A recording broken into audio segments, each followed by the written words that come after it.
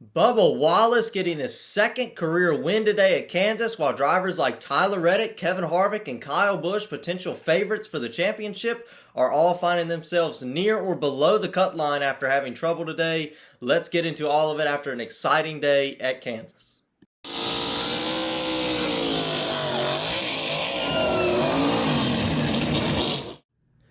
Hello everybody, welcome to Dirty Air. I'm your host Alex Lambert, and let's talk about all of the action that happened today at the Kansas Speedway. A couple of household names below the playoff grid, and then of course Bubba Wallace getting his second career win, that third win for 23XI Racing. Before I do get into it, I do want to mention that it has been 21 years since the September 11th attacks. I think we have everybody involved in that on our thoughts in our minds today. So I did just want to mention it. I do have my Dale Jr. car that I got last year at Richmond, his America car, his We Remember race car from last year in the Xfinity Series. So it is sitting right there. I know you can barely see it, but it is sitting right there. I thought it was pretty cool. I wanted to lay it up there for the here on 9/11. But without any further ado, let's talk about it. Let's talk about this NASCAR race. A lot of action to get into. We have to talk about the main story, the big story after this Kansas race, and that, of course, is Bubba Wallace getting his second career win today at Kansas. And he did it in an incredible job. You know, he wasn't the fastest car all day. It was probably a third or fourth place race car, but with the sun going down, the track temperature's changing a little bit, he was able to excel and become the fastest race car on track. And the Toyotas really all excelled. They were all really fast. They kind of kept, shooting themselves in the foot there for a little while. But then at the end, they were all up there and able to capitalize.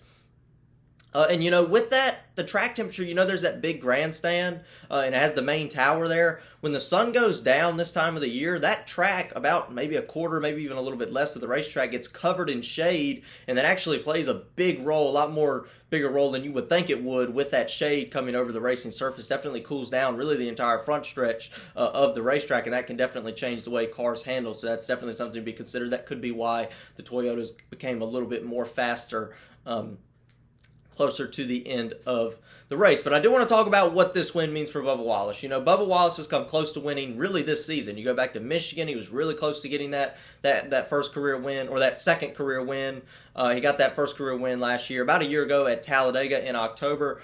Michigan this year was really fast. Earlier at Kansas this year was really fast. And of course, I like to look at that summer stretch, Nashville, the start of the summer stretch, the start of the NBC portion of the season back in Nashville. Bubba Wallace was not getting the results, not running that fast at the beginning of that before that halfway point, before that summer stretch. And then we got past the summer stretch in Nashville, and Bubba Wallace really took off, running a whole lot better, running very consistent, and was finally able to get that win today at Kansas. By the way, if you do remember, earlier this year at Kansas in May, Kurt Busch won in that same car number, 23, for the same team. So kind of crazy that those two won at Kansas this season. But this is a big win for Bubba Wallace. This validates the first win. And this is kind of the same thing when you talk about championships. Like when Kyle Busch got his first championship in 2015, some people said, he didn't race the full season. It doesn't count, essentially. And then, of course, he got the second one in 2019. That backed up the first one. It's the same thing with race wins. There's a lot of guys that has one race win on their career, but there's a lot less guys who have two race wins or more on their racing resume. So this kind of sets Bubba Wallace aside, getting that second win. Not only that first win, I'm not discrediting that first win because it was still a big win, but it was a rain-shortened super speedway race, and that sometimes, no matter who the winner is, that can kind of say, that was just a fluke win, or a driver that has no talent to win. Getting that second win, validating that first win, definitely changes the tone.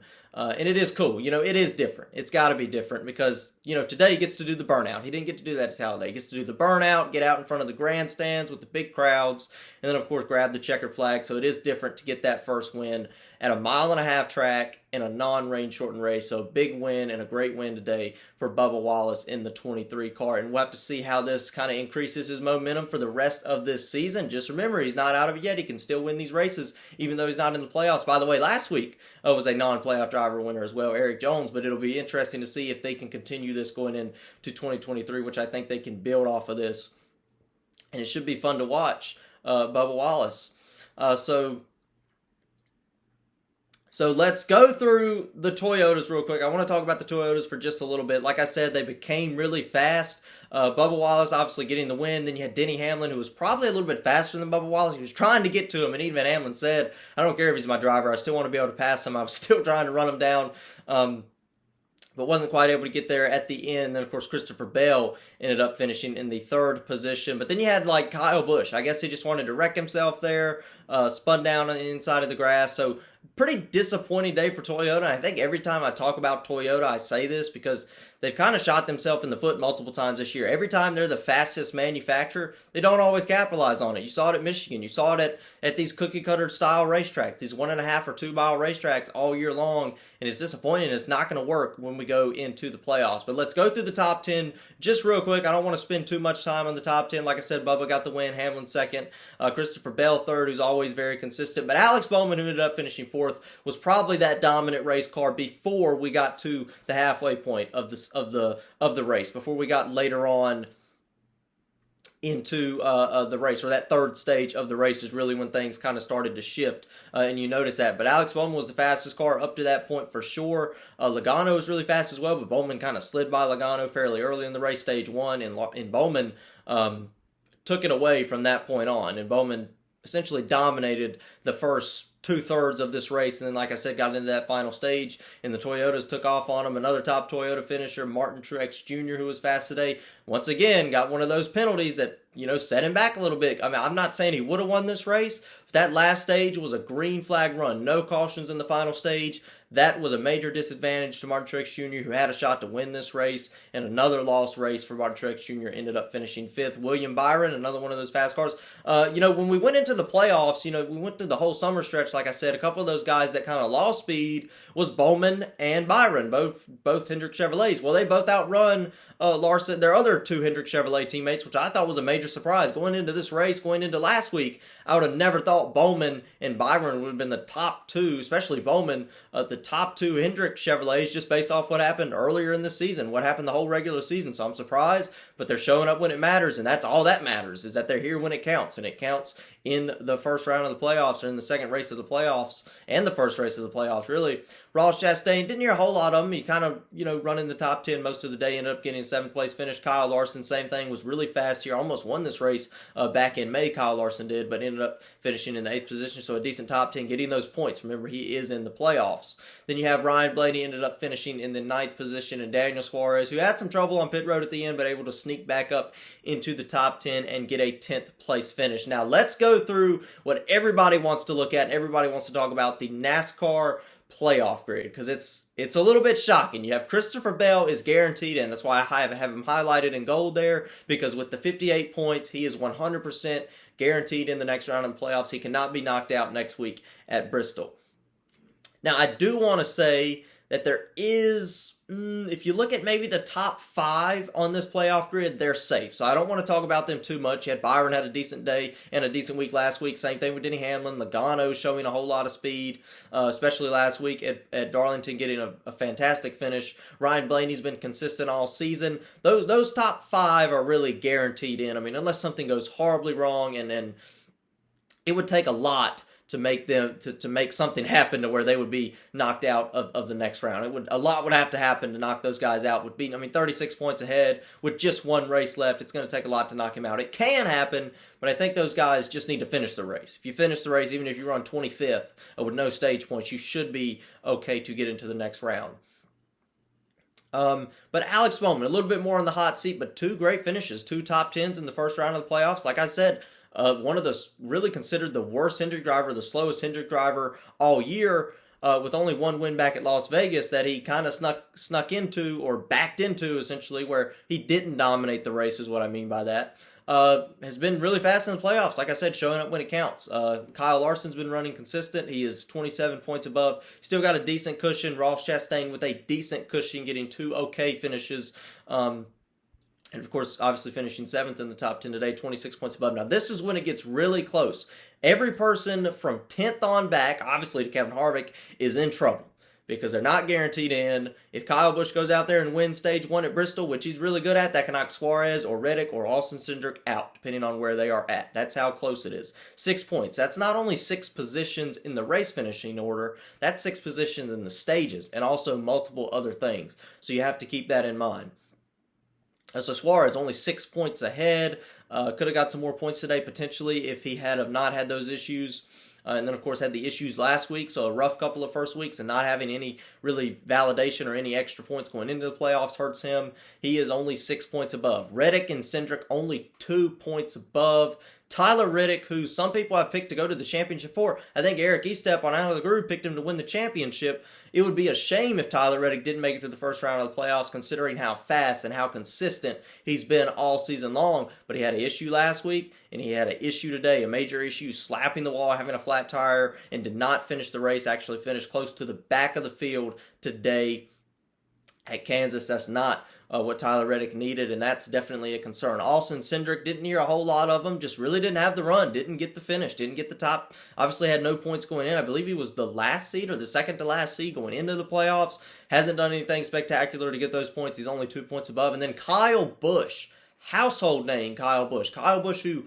should be considered to win this championship, Kyle Busch, on a contract season. Don't even know where he's going to go next year. There are some heavy rumors, but we don't know for sure. 2 points below the cut line going into the second round. He's not even guaranteed into the second round of the playoffs. He's below the cut line going into Bristol. Now, next week, Bristol is Kyle Busch's one of his fastest racetracks on the schedule. I think he's got 4 or 5 top 3s or 2s in a row or something like that. He's come close to winning there so many times. He's got 8 wins on the regular asphalt, 1 dirt win, so 9 wins at Bristol for Kyle Busch. I think Kyle Busch is safe going in, but at the same time, in contrast to that, when he doesn't get those top 3s or top 2s, stuff goes wrong. I've seen him have flat tires at Bristol multiple times in the Xfinity Series, in the Cup Series. I've been watching this series for about 7-8 years now. I've seen a lot of stuff happen to Kyle Busch at Bristol while leading. That's what Bristol does. Flat tires come into play. I've seen the leader get wrecked at Bristol because of lap cars. That's what happens at Bristol. That's why it's such a big race. I think Steve Letarte said ticket sales are up for this race. If you look online, the ticket sales are up for the race. There's not a lot of seats left available, good seats available, so it's going to be a lot of people there. It's going to be a big deal. This is a big Bristol night race. It's a big race to win, but it's a big race also now because of the playoffs. Austin Dillon, I don't really expect him to make it into the next round. We'll see what he does next week, kind of sneaking in the playoffs with that late win. 3 points below, I don't expect him to make it in. Same thing with Briscoe. Briscoe just makes too many mistakes. I mean, he does not capitalize when he runs good. Not only does he not really have that good of speed, he doesn't have that much speed going into each race. If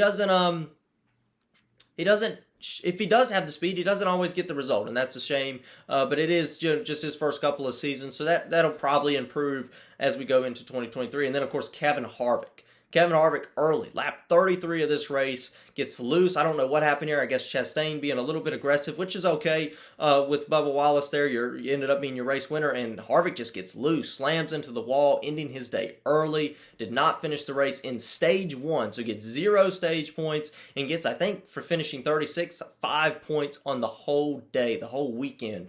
Only gets 5 points for Kevin Harvick. He's 35 points below. Harvick right now, I probably should have highlighted him in red on this grid because he is in a must-win, I think, going into Bristol. He won at Bristol in 2020. He's fast at Bristol. He feels like the commentators were saying at the end in the post-race show, he's a driver that should go into Bristol feeling pretty comfortable. He should feel really comfy at Bristol, but it's not guaranteed in, and that is definitely a concern for Kevin Harvick. He probably needs to go there and win. It's going to be close if he doesn't at Bristol this week. So there is your playoff grid.